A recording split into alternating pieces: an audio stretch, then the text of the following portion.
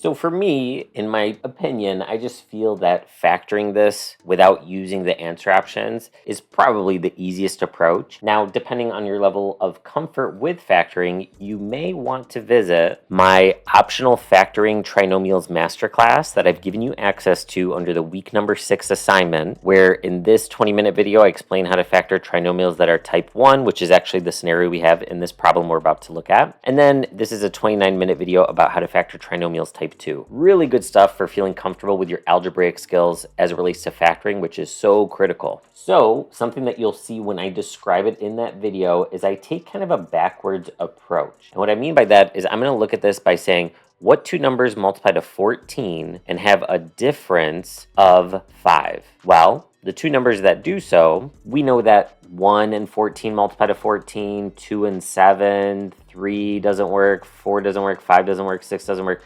7 is already listed, so we know that we've actually exhausted that list. Of those options, which ones have a difference of 5? And notice I'm ignoring the sign here for now. So which ones have a difference of 5? Well, it's these ones. So we know it's going to be x with a 2 and an x with a 7. Then we always look at this sign first and say, how do you multiply to get a negative? Well, a positive times a negative, with the bigger one being negative. So I make the bigger one negative, the smaller one positive, and I do an outer inner check. So notice this gives you negative 7, positive 2, which gives you negative 5. So I know it's x plus 2, x minus 7, which is the same as x minus 7 times x plus 2 because of the commutative property that says you can multiply 2 or even 3 items for that matter in any order. So in this case, that matches perfectly with B. However, I'm not opposed to using the answer options to see which of these, when you do outer inner, gives you negative 5 and doing process of elimination. So for example, notice with option A, this gives you